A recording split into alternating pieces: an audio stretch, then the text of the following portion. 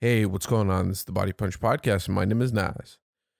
Let's talk about UFC 272.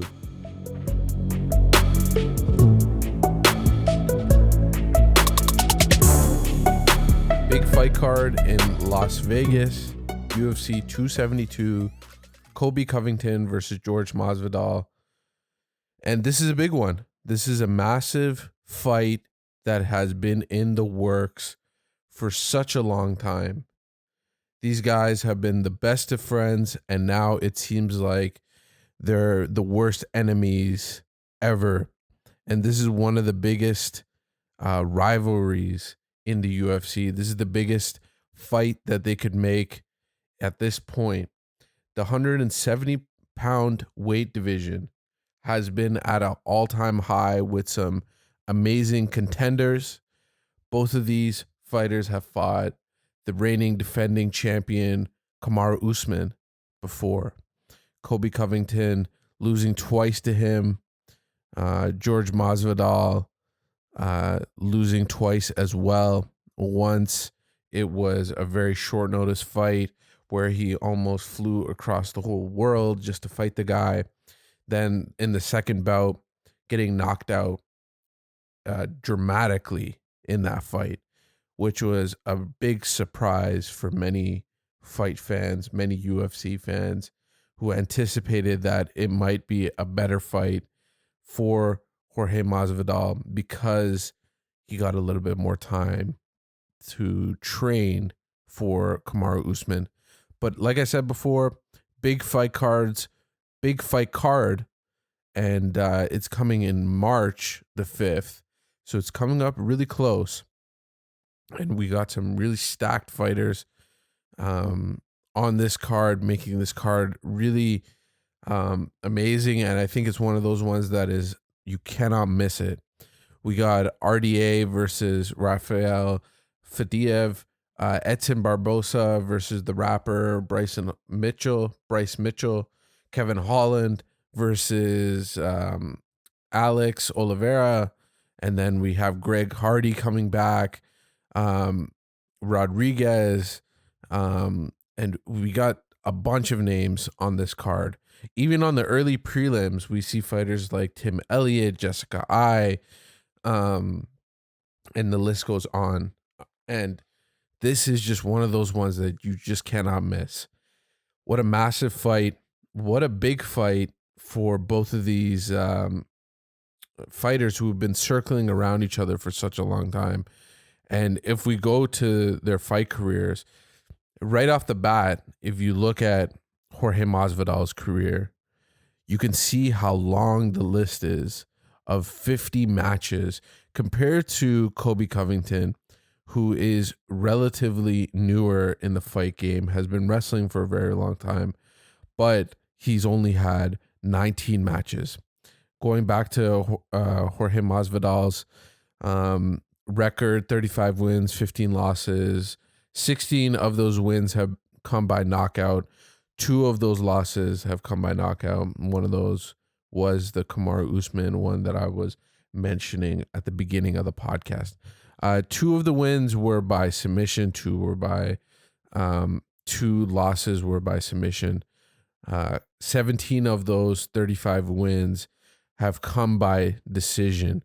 Now, just looking at the last couple fights that Jorge Masvidal has had, let's just go back in 2017 where he technical knockout of Donald Cerrone. That was a big test for him.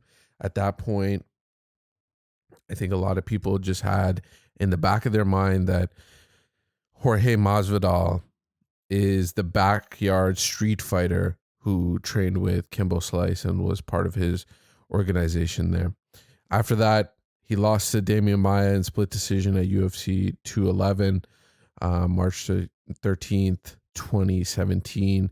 Then he lost to Stephen Wonderboy Thompson by unanimous decision. And then after that, it just really kickstarted this run after the Wonderboy loss, where he KO'd Darren Till in his home country of England in 2019. And that KO, that running KO that Masvidal had against an experienced striker like Darren Till, I think just put him on the map and put him in a place where it was less about his backyard street fights and more about the technical striking that Jorge Masvidal has and the amount of experience that he brings. Just going through the list, it just goes on and on and on and on and on. And that experience of being in the cage or the backyard or whatever it is really showed itself in that fight. Now, in that fight, we saw that Darren Till was really he was really technical in that fight. He didn't look like he was out of place. It was just that combination of running towards Darren Till and the combination of punches that Masvidal threw, which knocked out Darren Till, and it was a big win for Masvidal, who honestly people did not expect him to win that fight. That was going to be another coming out party for Darren Till, where it was just a way to get him back to fighting a champion at 170. After that fight, Darren Till, I do believe, went and tested out 185, but it was a massive win. And after that fight, we saw Leon Edwards got the 3-piece in the soda backstage, and that's what started that rivalry off as well. After that fight, after the Darren Till fight, we saw the massive knockout of one of the biggest celebrities at the time in the UFC, who had a winning record, never lost, against Ben Askren. That's where the flying knee knockout came. In July 6th, 2019 at UFC 239, he KO'd Ben Askren in 5 seconds, where if the referee might have run a little faster, if he ran a little faster, then it could have been maybe even 3 seconds or 2. But that flying knee knockout put him on the map, and then he called out Nate Diaz for the BMF championship. They made that belt, and you could see the amazing scenery that they had. They had The Rock come in, and it was such it was actually, I think a lot of people had issues with it, or I don't know what it was about that, but maybe they just didn't like the way that fight started off, or the belt was a little corny, I guess, but the scenery of New York in the background, and you see Nate Diaz and Jorge Masvidal in his Scarface suit, was just an amazing scenery, was amazing for the UFC. And to have The Rock there was, I think it was a great event. He did end up winning that fight. It was one of the worst ways a BMF championship belt could be won. It was by doctor stoppage, which is so funny to think that happened in a BMF championship bout. So real funny way that he won that one, but he did end up winning that BMF championship, and that propelled him and got a lot of people thinking that maybe he could take on Kamaru Usman, and which he did. Like I said at the beginning, fought him in Abu Dhabi, flew halfway around the world, almost, maybe a full way around the world, from Miami to Abu Dhabi in a private jet, eating pizza in Greece, and then landing in Abu Dhabi, and had a lot of people convinced that with the opponent change that Kamaru Usman could have a little bit more trouble. He was running through his division. He was turning into the Nigerian nightmare that we know now. And he unfortunately lost, fortunately for Kamaru Usman, but unfortunately for Jorge Masvidal. He lost that by decision. There was a lot of being against the cage, back against the cage, and just trying to avoid shots. Kamaru Usman was not trying to take him down at many points, which many people thought that would happen. But uh, he was not able to secure many takedowns. There was a lot of fence wrestling. There was a lot of avoiding shots. There was a lot of foot stomps. And it just didn't look like that Masvidal had the cardio to keep the pace that he wanted against Kamaru Usman. Okay, so then the next one was a rematch for the belt again. It was in Jacksonville, Florida, 2021, excuse me, at UFC 261, KO'd, spectacular KO, sweat flying everywhere. And I think at the beginning of the fight, it was a little bit better, but the boxing um, that Kamaru Usman displayed, which we talked about a bit when that fight was happening, with Trevor Whitman being in the corner of Kamaru Usman and not only working on the wrestling with his stable of fighters, but improving the striking and bringing another note to the striking capabilities of Kamaru Usman, I think really helped him out, and it really made a big difference. The first fight that Kamaru Usman had where Trevor Whitman was involved was in the Gilbert Burns fight, but it wasn't that much time used to train. Then he gained a lot. He gained a lot of knowledge from Trevor Whitman and the crew out there, and then knocked out Jorge Masvidal, which you look at his striking acumen and you look at the stuff that he's displayed in the past is just spectacular, and that's for the champion Kamaru Usman. But that's where these two meet, and the opponent that he's going to face next on March 5th is Colby Covington. And Colby Covington has been the not so silent killer in the 170 pound division. He has defeated everybody in that division, aside from one submission loss. And the only other person that could best him was Kamaru Usman twice. And before he fought Kamaru Usman and before he fights Masvidal, he went through a row of killers in Damian Maia, defeating him by decision in 2017, defeating RDA in 2018. That's when more of the gimmick, if you will, started for Covington, where he started calling everybody out and doing all of the antics that he does. Then after that fight against RDA, he fought Robbie Lawler, who he took out in 2019 in New Jersey. And that was a tough loss for Robbie Lawler, but he is a former champion, and that got him the fight against Kamaru Usman. The Robbie Lawler fight it showed the pace that Colby Covington puts on his opponents. He does not let you breathe. He does not let you take a moment to rest. And the cardio capability that he has, and the utilization of cardio as a weapon, is on full display when Colby Covington fights. That was a great fight. It showed the pace of Colby Covington. And then after going against the 170 pound champion, who is Usman, he got defeated by TKO punches. He had a broken jaw, I believe, in that fight. And it was a tough loss for him, but he climbed the mountaintop and he got denied. He took a good amount of time off. He fought that fight in 2019, and the next fight after that, which was against Tyron Woodley, was in 2022. But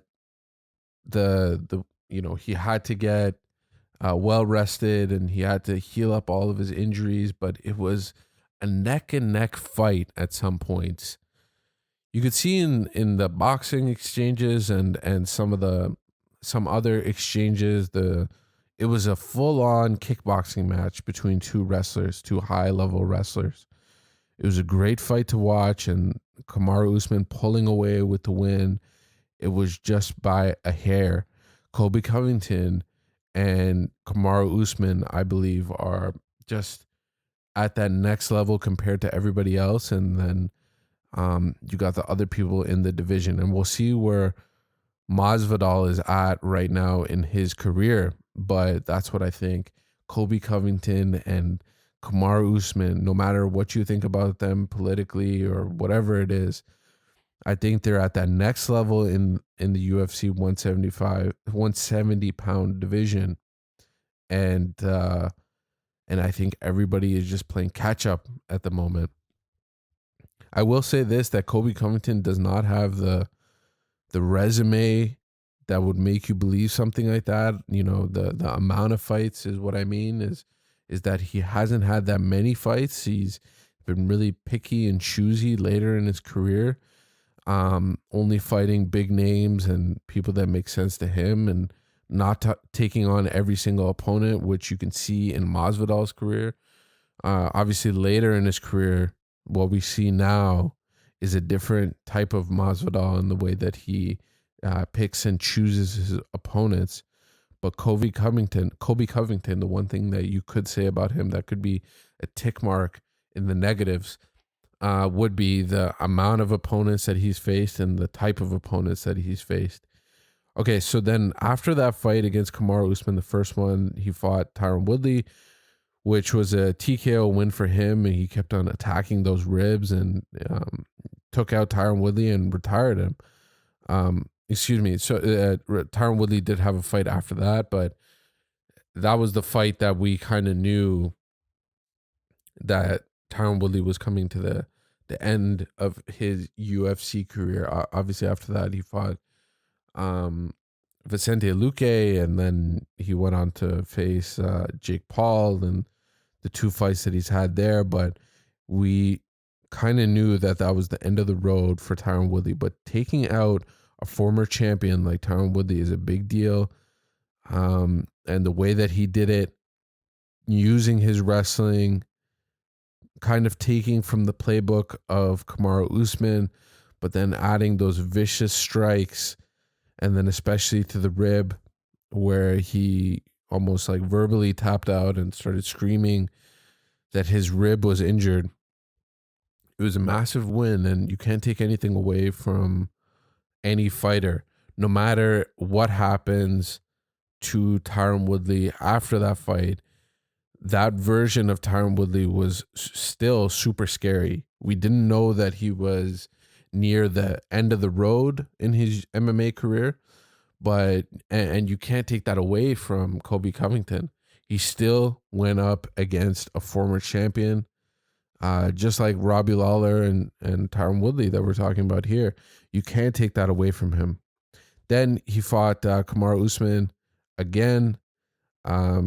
He was a little bit more reserved in this fight, and Kamaru Usman just accelerated a little bit past him. It was a clear, unanimous decision win at UFC 268 on November 6, 2021. And that's the last time that we've seen Colby Covington. The fight, like I said, Kamaru Usman inched forward, and again, I'll give credit to Trevor Whitman and the team, and Kamaru Usman as well, for putting in the hard work that he did. And he is still a special fighter who faces adversity and just runs with it. At one point in the Joe Rogan interview that he had in the podcast, he mentioned how he was not able to run at some points and had to do his cardio in different ways. Kamaru Usman is just something special. But for Masvidal and Covington to be fighting March 5th at UFC 272 is going to be a special one. And I can't wait to talk more about this. This card is coming in 2 weeks from recording this podcast, and it's going to be a fun one. Just like the list of fighters that I mentioned at the beginning of the podcast, we're going to have a special fight card that weekend, and the rivalry will get settled, hopefully, unless something crazy happens. I don't want to jinx it, but it's going to be a fun one. It's going to be a lot of fun when we see them in press conferences and in the weigh-ins. And, you know, the storyline going into this fight is something really different. Ex-training partners, people that were best friends who At one point, we're saying together they were going to take over this division.